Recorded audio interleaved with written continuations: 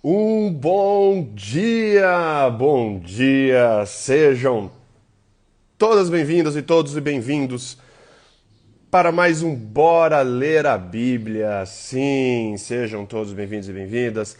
Já vão abrindo as Bíblias de vocês, já vão se acomodando onde vocês estiverem. Abram as Bíblias de vocês em Gênesis capítulo 4. Sim, hoje nós iremos estudar Gênesis capítulo 4, já mandando um abraço para quem já está acompanhando a gente aqui no Clubhouse, quem está acompanhando a gente no Instagram e quem está ouvindo a gente no Spotify e quem está vendo essa live aqui depois, tanto aqui no Instagram quanto aqui no YouTube. Sim, estamos agora em diversos canais, para você não ter mais desculpa, para você não ter mais, falar, pô, Pastor Gustavo, eu não tive tempo. Então agora você tem como acompanhar aqui no Clubhouse, você tem como acompanhar no Instagram, você tem como acompanhar no YouTube e você tem como acompanhar em forma de podcast no Spotify. Beleza? Então, antes de começarmos a leitura de Gênesis capítulo 4, vamos fazer uma oração, então, para pedirmos a presença de Deus. Oremos. Pai amado e querido, nós lhe agradecemos muito, Pai, pelo que o Senhor és, agradecemos porque o Senhor é soberano, o Senhor é Senhor, o Senhor é Criador, o Senhor é libertador, o Senhor é mantenedor, Pai. A Ti todo louvor, toda honra e toda glória. Agradecemos porque o Senhor é misericordioso conosco, que o Senhor nos abençoa de tantas formas, de inúmeras maneiras que nós não podemos nem contar, Pai. Agradecemos pelo conforto do nosso lar, agradecemos pela noite de descanso, agradecemos pela saúde, pela paz, enquanto diversas pessoas ao redor do mundo não têm esse privilégio, Pai. E agradecemos pelo grande privilégio de agora termos, Pai, a oportunidade de abrirmos e estudarmos a Tua Palavra juntos. Sabemos que diversas pessoas também ao redor do mundo não têm esse privilégio, Pai. Agradecemos porque o Senhor nos motiva diariamente a estudarmos a Tua Palavra, a nos reunirmos aqui e lermos e aprendermos um pouco mais, Pai. E hoje nós vamos abrir aqui em Gênesis capítulo 4. Que o Senhor se faça presente conosco, Pai, através do Espírito Santo, nos dando o entendimento, nos dando a sabedoria, Pai, para que a gente possa compreender o que está escrito aqui. Seja com todos que estão acompanhando ao vivo, Pai, e seja também com os que estão acompanhando isso posteriormente. Tudo isso nós te pedimos e agradecemos por amor de seu santo e maravilhoso nome, Pai. Amém. Muito bem, gente. Espero que vocês já tenham pegado suas Bíblias, espero que vocês já tenham aberto suas Bíblias. Peguem suas Bíblias, então, e vão em Gênesis capítulo 4. Peguem seu lápis, pegue canetinha, pegue seus, Olha só, tudo para vocês deixarem aí grifados. Ontem, Gênesis 3 foi muito interessante. Nós vimos diversas coisas em Gênesis 3. Gênesis 3 é um texto tão rico, é um texto com tantos detalhes, é um texto que, cara, daria pra gente ficar estudando Gênesis 3 aqui. Na verdade, daria pra ficar estudando Gênesis 1, 2 e 3 para sempre. Para sempre, que é inesgotável. Nós teríamos detalhes e teríamos detalhes para sempre. Ontem, então, nós vimos principalmente a queda do homem. Nós vimos que a queda do homem se deu como? Se deu quando o homem decidiu tomar para si as prerrogativas divinas. A mulher agora, ela que decide o que é bom para ela. Ela vê a árvore da ciência do bem e do mal e ela decide que é bom. E aí a gente vê isso em contrapartida com Deus na criação, Deus vendo o que era bom. E Deus tinha falado para eles não comerem da árvore da ciência do bem e do mal. E agora a mulher acha que, ao ver dela, a consciência dela, a sabedoria dela foi o suficiente para ela dizer assim, bom, isso aqui tá bom. Então o ser humano toma as prerrogativas divinas para si, come o fruto, o pecado entra no mundo. E aí Deus dá algumas maldições, como nós vimos ontem. Nós vimos que as punições que Deus dá, tanto para o homem quanto para a mulher, tem a ver com a missão dada para ambos antes do pecado. De cuidar da terra e de cuidar do próximo. E agora essa relação vai ser mais conflituosa. A missão continua, mas agora ela vai ser mais difícil. E vimos também a promessa, a grande promessa de Gênesis 3:15, que é a promessa do descendente que esmagaria a cabeça da serpente. O proto-evangelho aqui, Gênesis 3, verso 15.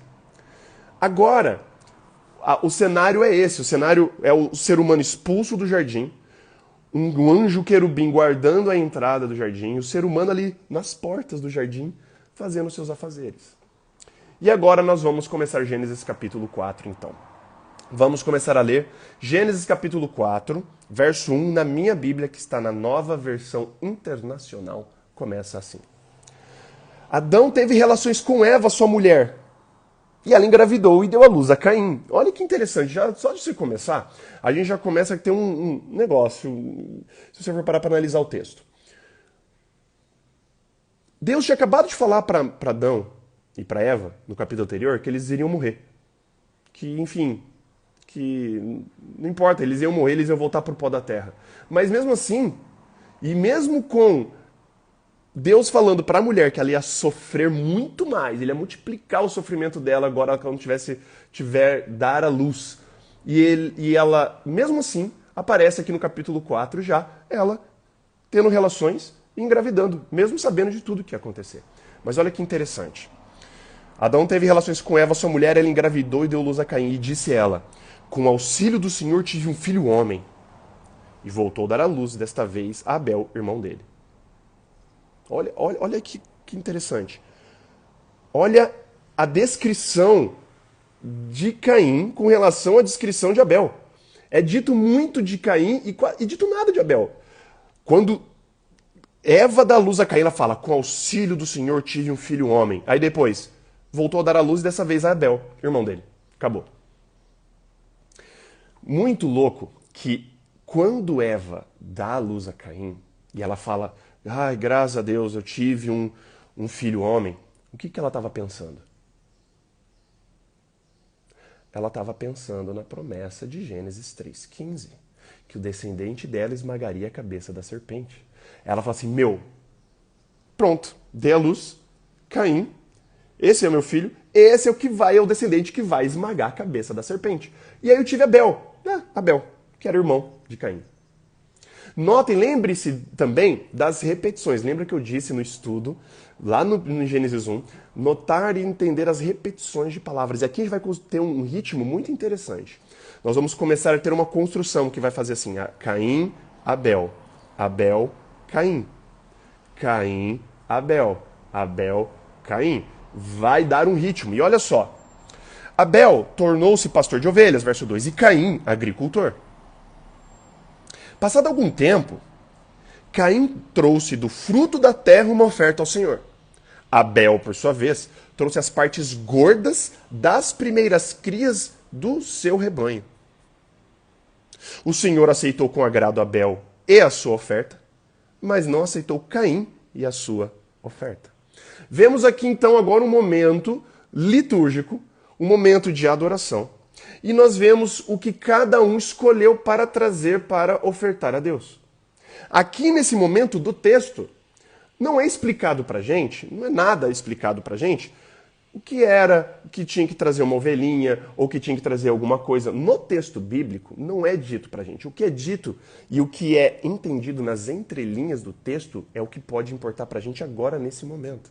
A gente vê que Caim trouxe do fruto da terra uma oferta ao Senhor. Por sua vez, Abel lhe traz as partes gordas, as melhores partes e ainda das primeiras crias, dos primogênitos.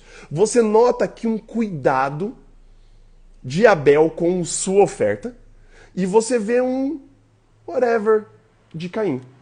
Caim que só traz uma oferta ao Senhor do fruto da terra. Abel já traz as partes gordas e das primeiras crias. Você já nota que existe uma diferença aqui. Você já nota que no próprio texto, que o texto nos revela, é que existe um apreço maior de Abel, por conta da oferta que ele vai ofertar a Deus, em relação a Caim.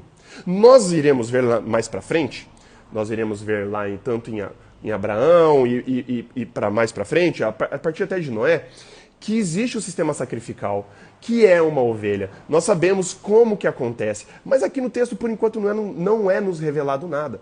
O que é revelado é que, depois dessas ofertas serem ofertadas, depois disso, Deus aceita Abel. Então, primeiro ele aceita Abel, a pessoa de Abel, depois a sua oferta. E rejeita Caim e a sua oferta. Isso mostra que Deus, primeiro, está interessado na gente. Ele não está interessado em oferta, ele não está interessado em sacrifício, ele está interessado no nosso coração. Então, aqui mostra que Deus aceita Abel e se agrada de Abel e da sua oferta, e de Caim não. E aí Caim se enfurece e seu rosto se transtorna aqui no verso 5. Isso aqui vem uma grande ironia, uma grande coisa, porque o primeiro ser irado, o primeiro ser raivoso da história do mundo, ele não está irado, ele não está nervoso, ele não está bravo, não porque a relação dele com Deus está ruim. O primeiro ser está irado e raivoso porque o seu irmão e a relação do seu irmão com Deus está boa. Vou repetir com outras palavras. O primeiro ser irado, ele não está irado porque a relação dele com Deus está ruim. Ele está irado porque a relação do irmão dele está boa com Deus. A primeira treta, a primeira grande coisa, a primeira grande batalha aqui é por causa de religião, é por causa de adoração, é por causa de Deus. O primeiro assassinato acontece por causa de religião, de adoração. Verso 6, olha só o que acontece. O Senhor disse a Caim, e aí aparece o primeiro diálogo estabelecido de Deus com o homem aqui, com Caim, desculpa. O Senhor disse a Caim, por que você está furioso? Por que se transtornou o seu rosto? Se você fizer o bem, não será aceito? Mas se não o fizer, saiba que o pecado ameaça a porta. Ele deseja conquistá-lo, mas você deve dominá-lo. Disse, porém, Caim a quem? A seu irmão. Cara, Deus fala com Caim e Caim deixa Deus no mudo. Caim não responde a Deus. Muito interessante que os dois diálogos que existem de Deus aqui com a humanidade no capítulo 4, nenhuma vez é com Abel. Os dois diálogos são com Caim. Caim não responde a Deus aqui. E mais, Deus não fala nenhuma vez com Abel nesse capítulo. Deus só fala com Caim. Caim, da primeira vez aqui, rejeita. Não fala nada. Deus fala, não encontra uma resposta. Ao contrário, ao invés de Caim responder a Deus e admitir e tudo mais, não.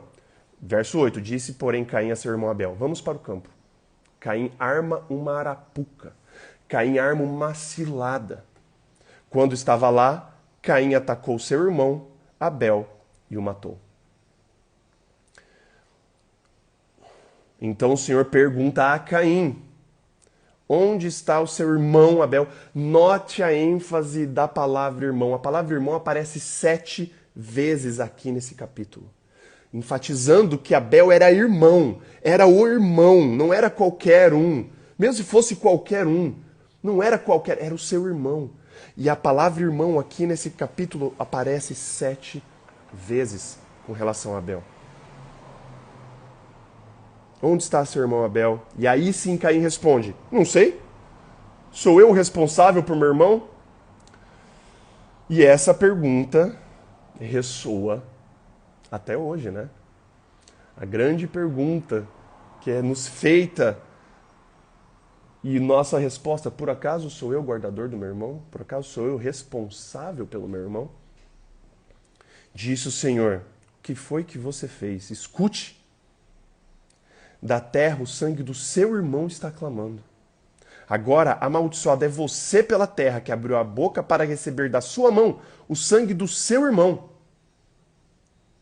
Quando você cultivar a terra, essa não lhe dará mais de sua força. Você será um fugitivo errante pelo mundo. E aqui vem agora a maldição para Caim. O primeiro grande castigo do homem que tinha dado para si para o pai de Caim, para Adão, foi que agora ele teria uma relação conflituosa com a terra. Com grande suor, com dificuldade, ele conseguiria o seu sustento da terra. A terra ia produzir espinhos, ervas daninhas, mas ele ainda ia conseguir subjugar a terra. Ele ia conseguir dominá-la, mas com grande esforço. Agora, aqui para Caim, já é uma coisa muito mais extrema. A terra não ia dar mais o seu fruto. Caim ia poder tentar fazer o que ele quisesse. Agora, porque o sangue do irmão dele vai para a terra, agora ele é punido pela terra, que engole o sangue de Abel. E um detalhe muito interessante, que depois que Deus pergunta sobre onde está o seu irmão Abel, o nome de Abel não é mais nem mencionado. Ele é mencionado só como irmão. Abel, no hebraico, tem a conotação, o significado de vapor, de brevidade, de algo que foi, passou e já foi. Surgiu, apareceu e vai rápido.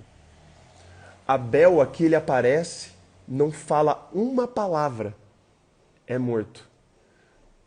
Caim conversa com Deus, Caim ignora Deus, Caim é amaldiçoado agora.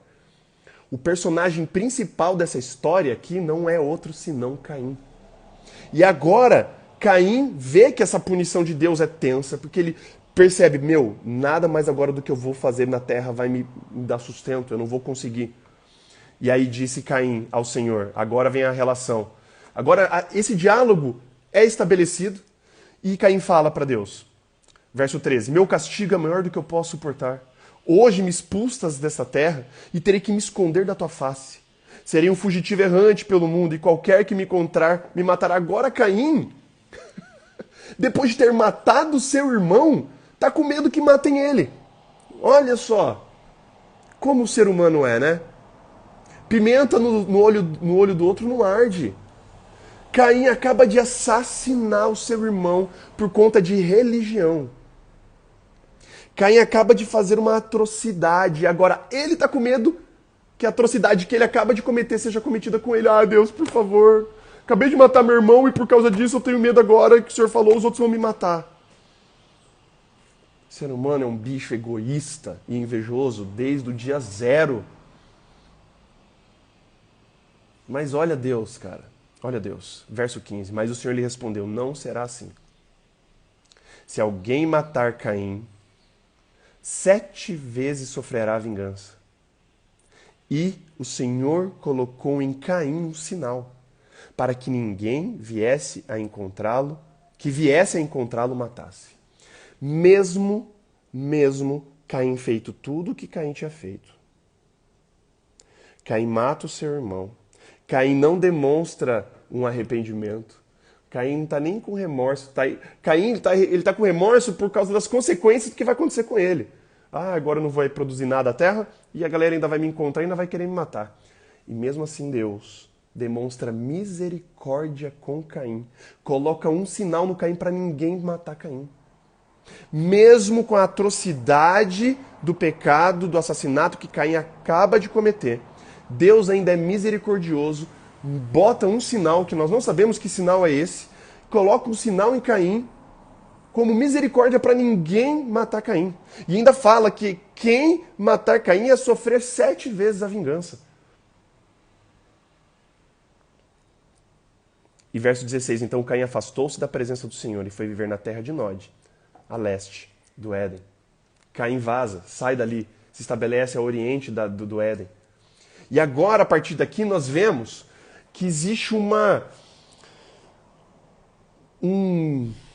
descendência de Caim tensa agora. E isso está começando a construir agora introduzindo uma outra narrativa que vamos ver a partir do capítulo 5, a partir de amanhã. Verso 17, Caim teve relações com a sua mulher, e ela engravidou e deu luz a Enoque. Aqui, obviamente, nós vamos descobrir depois que do nada aparece uma mulher para Caim.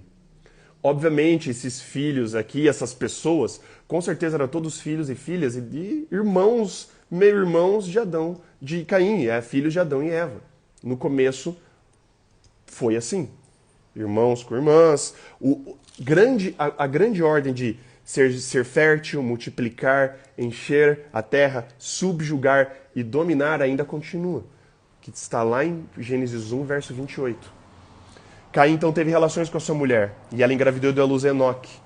Não é o mesmo Enoque que nós iremos ler amanhã, obviamente. Depois Caim fundou uma cidade, ao qual deu o seu nome, filho do filho Enoque. Verso 18. A Enoque nasceu Irade, Irade gerou a Meujael, Meujael a Metusael, e Metusael a Lameque. E esse Lameque aqui, pelo visto, era um cara muito tenso, porque olha só. Lameque toma duas mulheres, verso 19. Lameque tomou duas mulheres. Uma chamava-se Ada e a outra Zilá. Aqui já começa a depravação. Aqui a gente já percebe como a humanidade é depravada logo do início. Lameque, ele já pega duas mulheres. Ada, uma das mulheres, deu luz a Jabal, que foi o pai daqueles que moram em tendas e criam rebanhos. O nome do irmão dele era Jubal, que foi pai de todos os que tocam harpa e flauta. Zilá, a outra esposa, também deu à luz a um filho chamado Tubal-Caim, olha que nome lindo, que fabricava todo tipo de ferramentas de bronze e de ferro. Tubal-Caim teve uma irmã chamada Naamá. E aí esse Lameque disse às suas mulheres: Ada e Zilá, ouçam-me, mulheres de Lameque, escutem minhas palavras. Eu matei um homem porque me feriu, e um menino porque me machucou. Se Caim é vingado 7 vezes, Lameque o será 77. E aqui nós vemos mais uma vez a depravação da humanidade logo nas suas primeiras gerações. Além de ser uma geração promíscua, era uma geração ali, ó, era uma geração que não tinha mais, cara, escrúpulos. O cara matou, Lameque mata um homem porque feriu ele, e um menino porque machucou ele.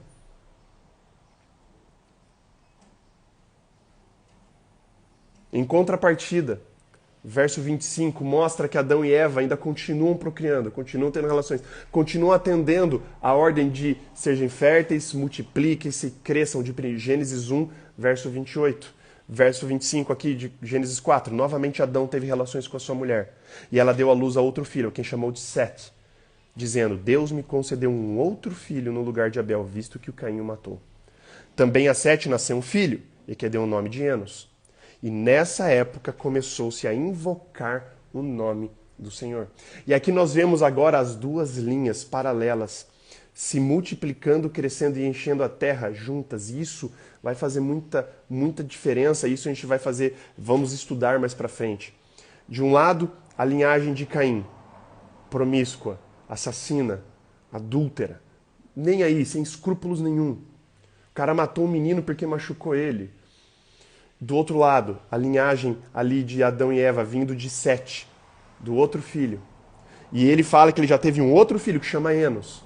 E mostra que ali começou outra linhagem. E essa linhagem de Sete e Enos começa a invocar o nome do Senhor. Obviamente que Deus era adorado antes. Mas esse invocar aqui, no hebraico, dá uma conotação de uma invocação pública. Para todo mundo ver. Então já estabelece uma tensão aqui entre os filhos de Sete, Enos e a sua descendência, que estão adorando a Deus de forma pública, que estão ali, e a descendência de Caim, que se vangloria porque é assassino, se vangloria porque são adúlteros, se vangloria porque eles estão subjugando a terra, estão fazendo armas, ferramentas de bronze e de ferro e tudo mais. E esse já é um prenúncio, ele já está apontando porque nós iremos estudar aqui para frente, no capítulo 5, 6, 7. Mas isso é um papo para amanhã.